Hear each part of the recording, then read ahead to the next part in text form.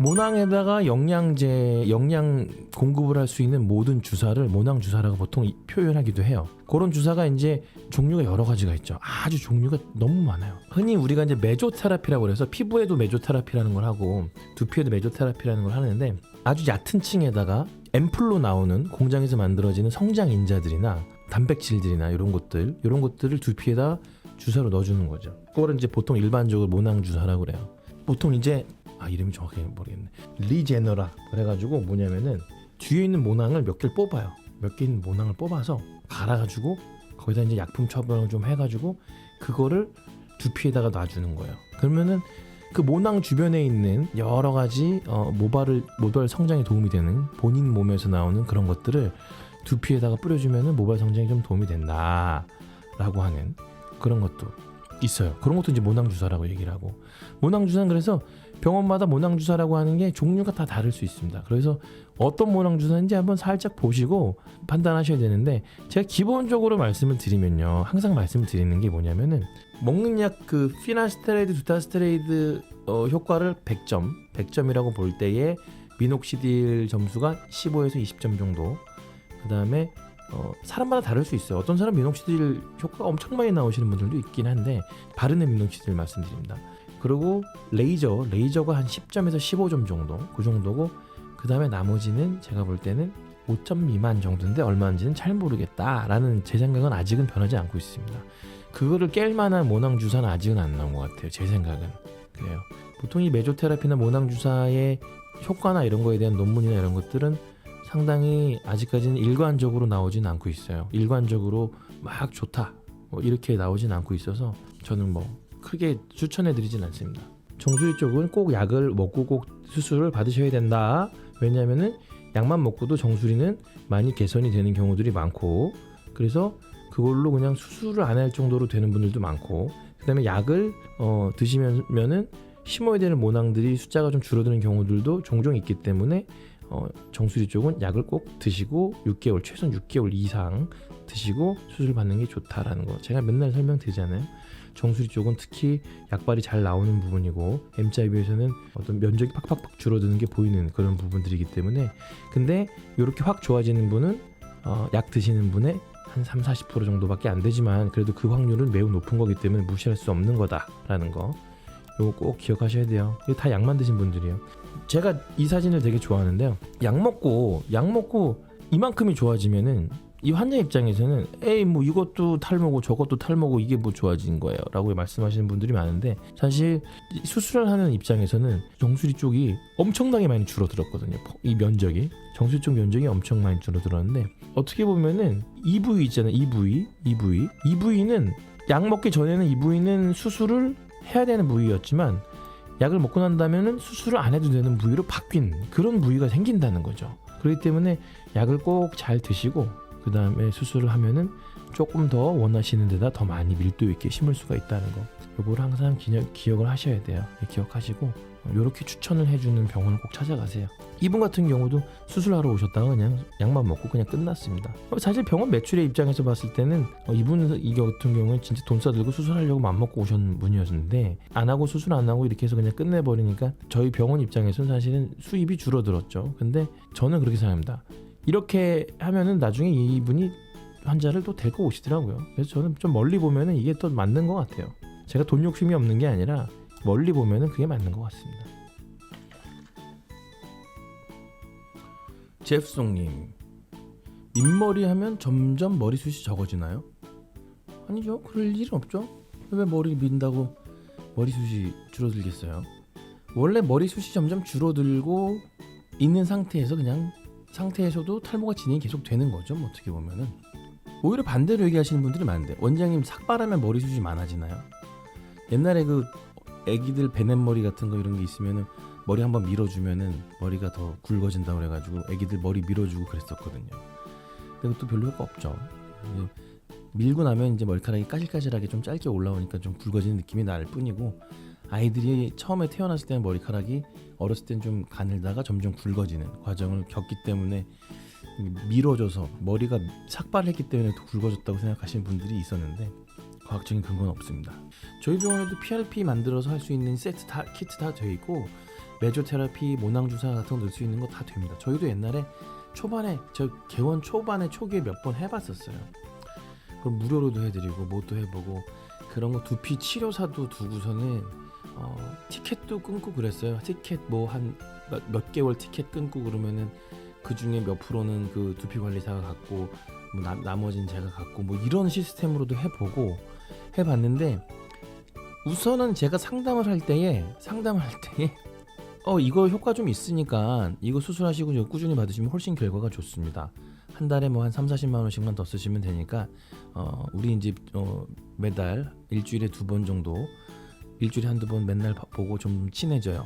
이렇게 얘기만 해주면은 사실 의사가 이렇게 얘기를 하면은 예약을 하고 가는 가능성이 매우 높은데 이제 제가 그 말을 못 해가지고 내가 생각할 땐 별로 효과가 없거든요.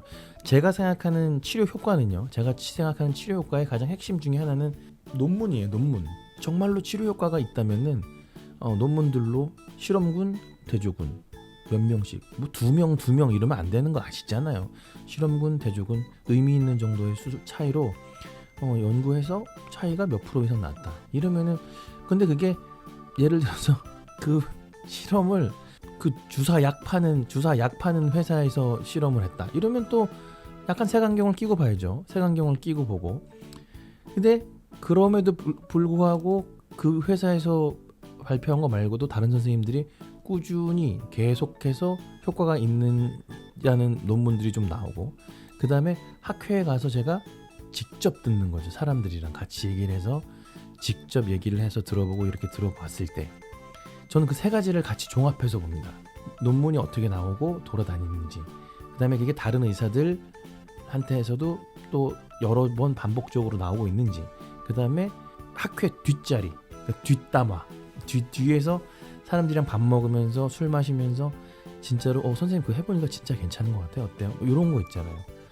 이런 거를 저는 종합해서 저는 판단을 하는데 아직까지는 제가 환자들한테 두피 치료나 아니면 모낭 주사나 뭐 PRP나 이런 것들을 돈 받고 할 정도까지는 아직은 안 되는 것 같다라는 게 제 결론이라서 저는 아직은 하진 않고 있습니다. 아직은 하진 않고 있는데 뭐 그렇다고 제가 판단하는 게 100%는 아니겠죠. 근데 최대한 합리성을 유지를 하려고 이것저것 알아보고 공부하고 학회도 계속 나가고 하고 있습니다. 저희가 그 라인을 잡을 때는 여러 가지를 고민해요. 이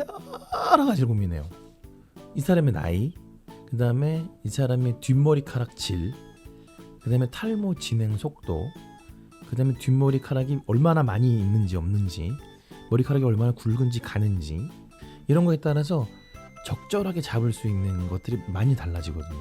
예를 들어서 머리카락이 엄청 가느신 분들은 라인을 조금 높게 잡으면서 수술을 좀 보수적으로 합니다. 보수적으로 해요. 옆에 M자만 살짝 메꾸고 이마 낮추는 건 좀 덜 해요. 왜냐면은 그 머리카락 가는 걸로 이마를 낮추는 것까지 가려면은 모발이 부족하거나 아니면 밀도가 너무 낮은 부분들이 넓어져서 좀 어색할 수도 있거든요. 불편할 수도 있어요. 그래서 여러 가지를 고려를 하는데 저는 만약에 뒷머리카락이 충분하고 이 사람이 뒷머리를 아끼지 않아도 될 때 충분히 이제 아끼지 않아도 되고 정말로 비율만 앞에서 제일 멋있게 만들어도 될 때 그럴 때는 어떻게 하냐면요. 저는 그려봅니다. 그려보고 그 다음에 봐요. 얼굴이랑 보고 옆에서도 보고 이렇게 보고 저렇게 보고 다 보고 그 정도 라인을 낮췄을 때 제일 잘생겨 보이는 라인을 잡으려고 해요. 저는. 그래서 그 사람의 스타일이나 이런 것들을 좀 많이 보긴 봐요. 옆에서도 이렇게 보고 저렇게도 보고 조금 낮춰보기도 하고. 그다음 우리 병원에 또 장점 중에 하나가 3D 시뮬레이션 기계가 있잖아요. 그래서 시뮬레이션을 이렇게 내렸을 때 이 정도는 비율이 될지 3D 시뮬레이션이 100% 정확하게 나오지가 않기 때문에 저는 또 그걸 보면서 참고적으로 보면서 이렇게 하면서 옆에 라인은 어떻게 할지 이런 것들을 보면서 하는 거지 뭐 여기는 6.5cm 여긴 7cm 뭐 자를 제거한다는 것 자체가 저는 너무 러프한 작업인 것 같아요. 여길 길이만 재가지고 저처럼 머리가 큰 사람들은 이마를 좀 센티미터가 좀 길어질 거 아니에요. 전 머리가 엄청나게 크거든요. 저는 머리 둘레가 63인데 제가 63인데 머리 둘레 63인 사람이랑 제가 키가 180 넘습니다. 이런 사람이랑 키 165에 머리 둘레 55인 사람이랑 이 센티미터를 같이 한다는 게 말이 안 되잖아요, 저는. 그래서 저는 센티미터로 재는 건 하지 않습니다. 그리고 대략적으로 우선 그려놓고 본 다음에 멀리서 보고 옆에서 보고 본 다음에 제일 잘생겨 보이는 라인인지 아닌지 이거 너무 좁아 보여. 그럼 다시 살짝 올리고 이렇게 해서 저는 잡는 거를 가장 좋은 방법이라고 생각해요. 저는 또 여러 가지를 봐야 돼요. 이 사람이 어떤 일을 하는 사람인지도 봐야 돼요. 비즈니스, 예를 들어서 비즈니스 하는 사람들, 그런 사람들은 전 그렇게 생각해요. 왜냐면은 이마를 너무 좁게 만들면요, 이마를 깠을 때 좀 답답해 보일 수 있거든요. 또 이마가 어떤 사람들은 좀 노출이 되면 신뢰를 좀 줄 수 있는, 왜 그 비즈니스맨들은 머리를 세우고 이마를 노출하는 스타일을 많이 하잖아요. 요즘에도 그렇게 옛날부터 그랬어요.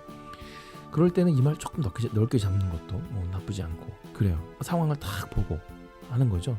그래서 그려보고 이 사람 어떤 백그라운드도 좀 보고 뒷머리 상태도 보고 여러 가지를 보고서는 결정을 해야 된다. 저는 이렇게 생각합니다. 저희가 수술하기 전에 어디까지 심어야 될지, 특히 정수리나 이런 데 쪽은 저희가 어디까지 심어야 될지를 디자인을 할 때 머리가 긴 상태에서 하는 게 정확해요.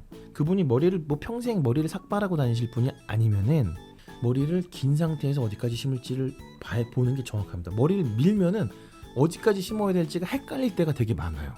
그 사람이 머리 길이가 얼마나 되고 어떤 스타일로 하고 다니고 어디가 잘 안 가려지고 이런 것들을 수술하기 전에 제가 딱 보고 그걸 보고 디자인을 다 한 다음에 그 다음에 밀어야 돼요.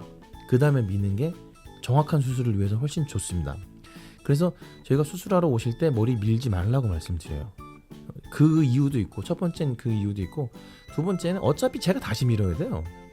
수술하기에 적절한 길이는 저밖에 모르거든요. 저밖에 모르기 때문에 제가 미는 게 좋습니다. 한 번에 그게 좋고, 어차피 너무 만약에 밀고 오셨는데 너무 짧게 밀고 오면 수술하기 곤란한 경우도 있고, 너무 길게 밀고 오시면 어차피 또 밀면 그게 그거예요. 그리고 똑같은 이유로 상담하러 오실 때도 삭발을 늘 하시는 분들은, 삭발하고 다니시는 분들은 조금 머리를 길러서 오시는 게 탈모 범위 판단하거나 아니면 어디까지 심어야 될지 이런 걸 판단할 때 좀 유리하죠. 지금 삭발하신 분들도, 삭발하고 다니시는 분들도 수술하고 나면 머리를 기르실 거잖아요. 기르신 상태에서 우리가 디자인을 하는 게 훨씬 더 어떤 범위를 본다거나 이러기엔 좋은데, 방향은 저는 별 상관없는 것 같아요. 완전히 밀어버리지만 않으면은. 모낭염은 사실은 만약에 이제 염증이 생기면 수술 후에 심은 부위 있잖아요. 심은 부위는 보통은 다음 날은 염증이 안 보여요. 다음 날이나 다다음 날부터 심은 곳 주변에 살짝 노란 고름 같은 게 차는 경우들이 가끔 있습니다. 그러면은 그럴 때 연고 좀 바르면은, 그러면 보통은 한 3, 4일이면 다 가라앉아요. 다 가라앉고, 뒤쪽에 생기는 모낭염은 보통은 한 뒤쪽에 여기저기 이제 뽀드락지 같은 게 나거든요. 그게 한 2개월 정도 유지되는 분들이 있어요. 2개월 정도까지. 그 이후엔 거의 안 생기고. 뭐 절개든 비절개든 간에 저희가 견적을 내고 들어가잖아요. 생각보다 조금 더 들어갈 때도 있고 생각보다 좀 덜 들어갈 때도 있거든요. 그래서 저 같은 경우는 비절개만 하니까 처음에 들어갔어요. 심었는데 좀 부족하면은 뒤에 가서 조금 더 채취를 해서 더 심고 이렇게 가기도 합니다.